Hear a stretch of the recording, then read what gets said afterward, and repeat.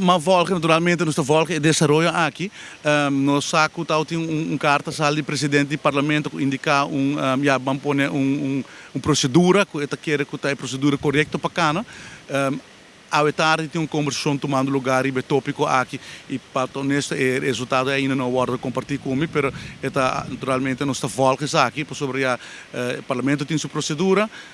mas no mesmo momento também iniciativnemers têm interesse para a lei worden tratar.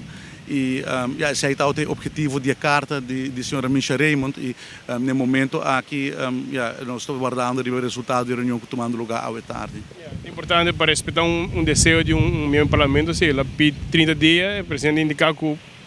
se eu mencionar que não tem reunião ainda, mas é importante para cumprir com o desejo, em todo caso? Não, seguro, mas o parlamento tem seu regimento van orde, bom está aplicar se na todo momento e tem o processo não começa a tomar lugar no parlamento e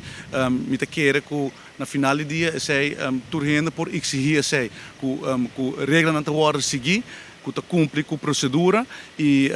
agora maneira nós mencionar na várias ocasiões nós temos toda confiança que a reunião também vai chamar vamos pôr em tempo curto sobre a qual que nós compreender a lei está praticamente clara para o tratar então agora está a questão de schedule aqui e naturalmente me está tendo em conta com a presença de membros do parlamento agenda etc pero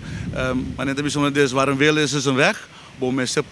por lograr isso aqui e me espero que de bom maneira de bom consulta esse vai realizar também.